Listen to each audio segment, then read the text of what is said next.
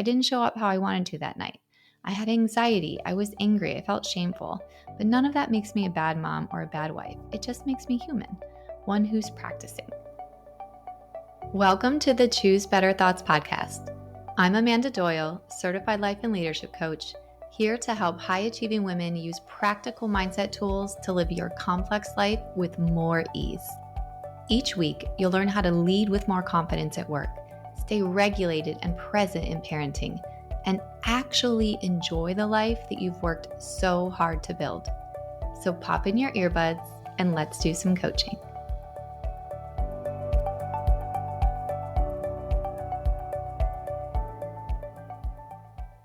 So I got in a fight with my husband last night, and not a quiet, mature disagreement that ends with mutual understanding and a calm debrief over tea. No, this was a real fight in front of the kids over dinner. On the one hand, this sounds harmless, right?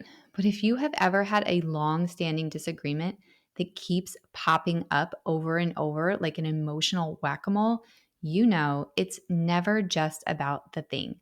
It's about the thing, but also 10 other things layered underneath it.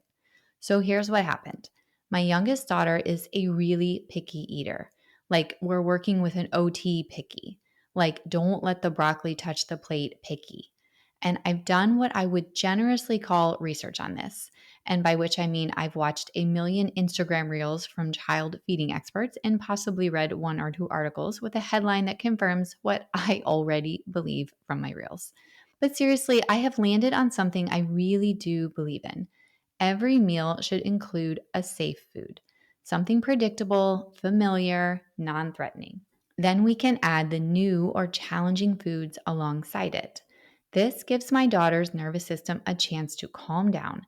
It gives her a certain sense of control over what she's eating. It means that she can eat until she's full. And for us, it just keeps us from hovering over her, putting a bunch of pressure on eating. This has worked for my daughter, and I have evidence of that. My husband, in theory, he is on board. But last night he made dinner and there was no safe food. Again, none. And I saw the plate and I immediately thought, here we go again. Another meltdown we could have avoided, another argument that doesn't need to happen, another moment where I feel like I am doing this alone. And did I handle it gracefully? I did not. Did I pause and take a breath and remember that we're on the same team? Absolutely not. We argued in front of the kids, and I was short and snippy and cold for the rest of the night. Basically, the emotional equivalent of slamming a bunch of cabinets. And today I want to talk about it, not because I've wrapped it all up in a cute lesson, but because I'm still in the unpacking. So, we're going to walk through what I was thinking and feeling in the moment, what my brain made the circumstance mean, the thoughts that pulled me into anxiety, anger, and shame. And then maybe what I could have done, not from a place of I should have, but from a place of this is what it looks like to learn without shaming myself. Because honestly, this isn't just about picky eating. It's about all of those moments where you don't show up how you wanted to, and you get to stay with yourself anyway. So let's get into it. So here's what was actually happening inside of me, even though none of this was said out loud. Let's start with the moment I saw the dinner. My youngest plate had no safe food, just the new challenging stuff we've been working toward. And immediately my brain went, dinner is going to be a fight now. And that thought hit really fast. It landed in my body like a spike of panic. I felt my chest tighten, my shoulders brace, like I was gearing up for something. So when I plug this into the self-coaching model that I teach in my own program, here's what it looked like. My thought was, dinner is going to be a fight. This was not a loud or dramatic thought, just a quiet, fast, familiar one. It moved through me so quickly, I didn't even realize I was believing it. But I was, fully.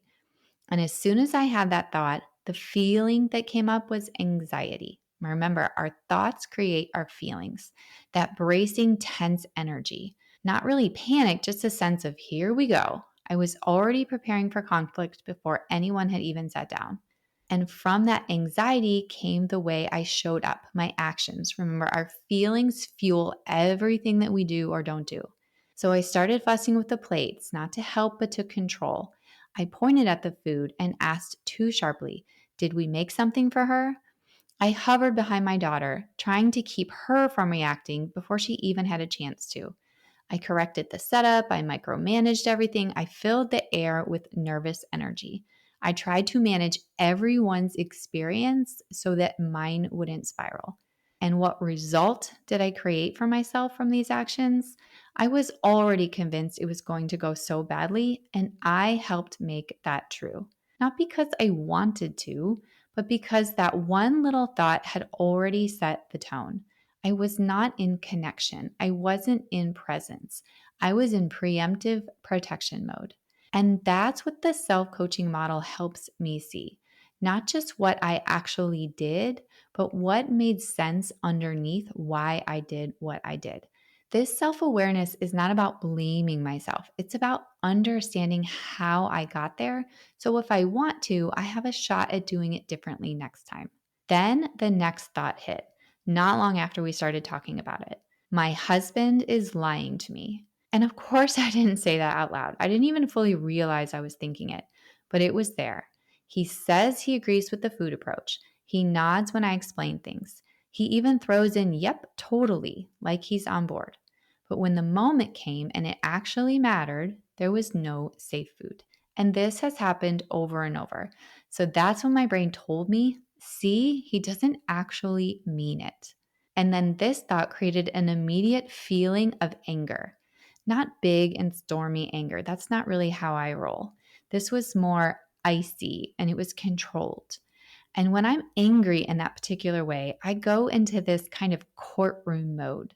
The action I take from this feeling of anger is that I start to build my case. I say, you know what? This is the third time in 2 weeks. You say you're on board, but then you don't follow through. And I said it in front of the kids. I use that clipped, tight voice that technically isn't yelling, but everyone in the room knows that it is not nothing. I weaponized tone and precision and memory, and I moved into power instead of partnership. And what result did I get for myself? I positioned him as the problem. I stepped out of the relationship and into this role of prosecutor. And from there, for me, there is no softness. There is no collaboration. There is no we. It is just me, alone in my certainty, trying to win a fight that I never even wanted to be in. And that is what the self coaching model showed me with this thought. Not just what I did, but why it made sense and how much power that one thought had in shaping my whole posture in the moment. And then, because this is how it often goes, anger made room for shame. So later that night, after the kids were in bed and I was still stomping around pretending I wasn't mad anymore, this quieter thought crept in. I'm a bad wife. I'm a bad mom. And I want to be clear, this wasn't really a conscious thought for me. It wasn't dramatic. I didn't come to tears or have a breakdown. It was just like a low, steady hum underneath everything. It kind of sounded like this: you didn't handle that well. You made dinner harder than it needed to be. You let the mood bleed into the room. You modeled tension instead of safety. You should be better at this by now. These sneaky little thoughts. That thought didn't move me toward reflection or repair. It just made me feel small, like I had already failed and there wasn't a way back. The feeling it created was shame, heavy, quiet, disconnecting shame. And from there, my actions reflected it. I didn't really do a nice goodnight with the kids with any warmth. I avoided my husband. I climbed into bed and I picked up my phone, not to check anything important, just to like numb and check out. I didn't say I was shutting down, I just did it. And what result did I create for myself? I pulled away from the people I care about most and from my own capacity to come back to myself. And that's the part that stings most. Not the fight itself, but the way shame made me disappear from them, from myself, from the version of me who actually knows how to move forward. But again, this is what self awareness using the self coaching model gives me, not a way to judge that version of me, but a way to see her clearly, to understand how one subtle, quiet thought creates a ripple I didn't even notice until it was already over. And then from this understanding, I get to choose if I want to practice something else next time. Now, this specific story was about dinner and picky eating and safe foods. But honestly, that wasn't really what the fight was about. Because the truth is, we have all had this fight 100 times. Not necessarily this exact version, but our own version, where it's not about the dishwasher or bedtime or who forgot to grab the thing from the store.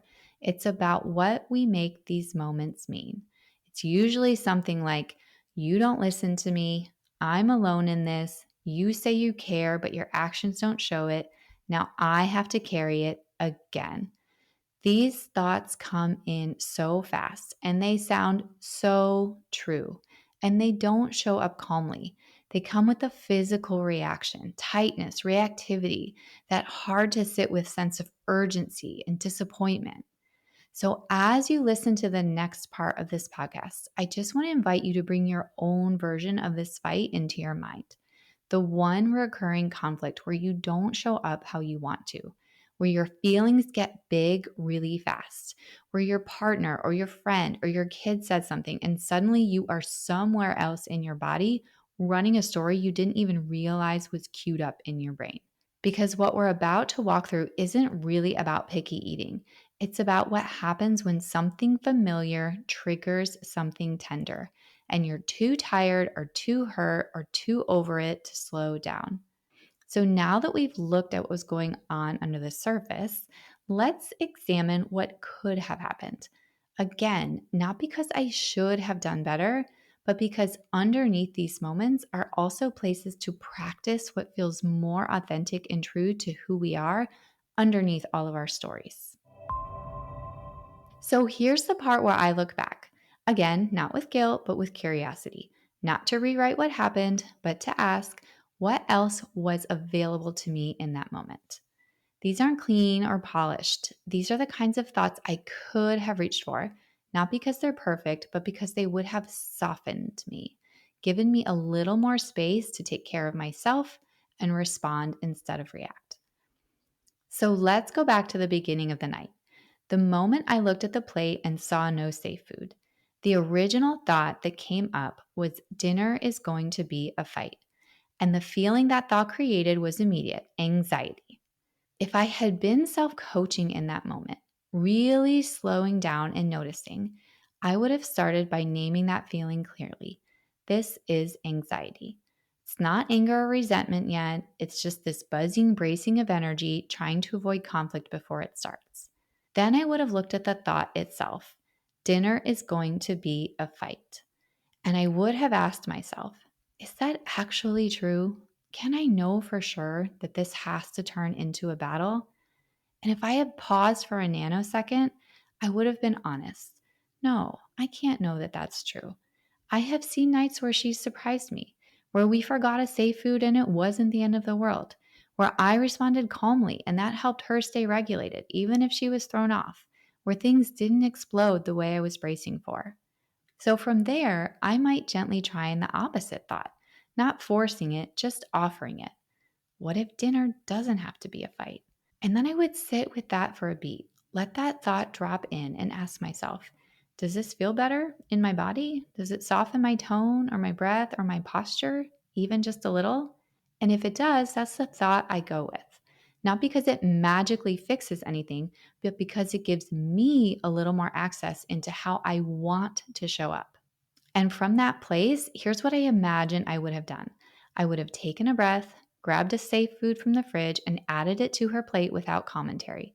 I wouldn't have needed to explain or correct or control everyone. I could have stayed in my body. I could have stayed kind. And the whole tone of dinner, whether it went smoothly or not, would have started from connection instead of tension. That's the kind of shift this work allows. It's not about perfection and there is no script. It's just enough awareness to respond with intention instead of from that braced up version of me that was already halfway to having a meltdown. Now, the second wave of the night came fast, right after we started talking about the food. The original thought was, my husband is lying to me. Not lying in the traditional sense, but that deep, quiet accusation that lives in this subtext. You say you're with me, but your actions don't match. And so I can't trust you. The feeling that the thought created in me was anger, but it wasn't explosive anger. It was that cold, sharp courtroom anger, the kind where I start lining up evidence in my head, getting ready to build my case.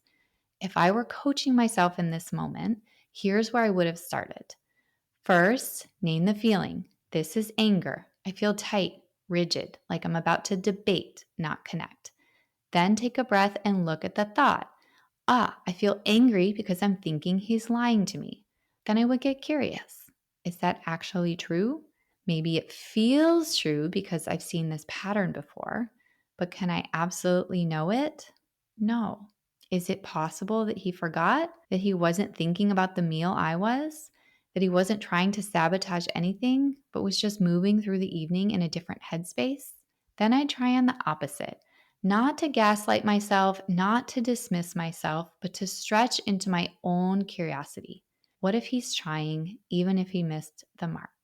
And then I would notice, for me, how does that feel in my body? Does that feel better for me? It doesn't make the situation okay, but it changes the energy. There's space for conversation now, not confrontation. It's a moment we can come back from. From there, my actions would have been so different. Instead of listing out examples and raising my voice just enough to let the room know I was mad, I might have waited until the kids were settled and say, hey, can we check in on dinner stuff? I feel thrown off when there isn't a safe food. I want to make sure we're still on the same page. Still honest, still direct, but not icy and not keeping score. And the result is that we could have stayed in collaboration, even if we were in disagreement. I could have been advocating without attacking. He could have stayed open instead of getting defensive. I could have stayed in the role that I want to live, which is not one of a prosecutor, but one of a partner. And this is the kind of shift that this self coaching work helps me make every single day. Not to avoid hard conversations, but to have them from a place where I'm still connected to me, to what I value. And then finally, after the heat of the argument, after the dinner cleanup and the kids were in bed, came that quiet thought of the night. I'm a bad wife. I'm a bad mom. It did not shout. It didn't even surprise me. It just sort of settled in. Like, of course I messed this up. Of course I made it worse. Of course I'm the problem. The feeling that came with it was shame, the heavy, sinking feeling that never leads anywhere helpful, never fuels action or repair, and it just makes me want to hide. If I had been self coaching in that moment, here's what I would have done. Again, first name it. This is shame. This is what heaviness is. Not truth, not clarity, just the voice of shame doing what it always does, which is pulling me inward and convincing me that I don't deserve to be in the room. Then I name the thought again clearly. I'm feeling shame because I'm believing I'm a bad wife and I'm a bad mom. Is that true? This one's easy. No, I'm a great wife and I'm a great mom. Did I handle this well? No, but does this mistake define me? Absolutely not. Have I never made a repair, never softened, never shown up with care? That's when I gently try on the opposite thought, not as a forced affirmation, but as a real question. What if I'm just human, being a human? Not a bad mom, not a perfect mom, just a human mom. And when I sit with that thought, my body softens a lot. The hiding urge loosens. I get access to a next move. And that's what I do. I might knock on my daughter's door and say, hey, I didn't like how I handled dinner. I was frustrated and I took it out on everyone. That's not your fault. I might look at my husband and say, that got away from me tonight. I want to start over. Not because I have to fix it all before I sleep, but because I can come back, because I don't have to hide, because I can still model something honest even when it's not polished. And the result I would get, instead of disappearing into shame, I would stay present. I would stay in the room. I would stay with myself. And that is self compassion. Not because I excused my behavior or because I don't want to do better next time, but because I choose to see it fully and move toward connection. This is what coaching myself helps me do. It does not feel good all the time, but it makes returning easier and softer and more possible. So that's where I've landed after all of it. Not with a fixed version of how I should have handled dinner, not with a perfectly calm partner or a child who suddenly eats new foods, but with a lot more understanding of what was actually going on inside of me. Because, of course, I didn't show up how I wanted to that night. I had anxiety, I was angry, I felt shameful, but none of that makes me a bad mom or a bad wife. It just makes me human, one who's practicing. That's what I want you to take away from this. If you're in your own version of the same fight again, you don't have to get it perfect next time, but maybe you get a little more space between the thought and the action. Maybe you hear the story that you're about to run. Maybe you pause long enough to ask, what else could be true here? Thanks for listening, and I'll see you next time. Thanks for listening to the Choose Better Thoughts podcast. If this episode gave you a new perspective, please pass it on to a friend or leave a quick review. It helps so much. And if you're ready to go deeper, this is exactly the kind of work we do inside my coaching program. I offer weekly live coaching, access to my full self-coaching course, and daily motivation in an intimate community. You can learn more at choosebetterthoughts.com.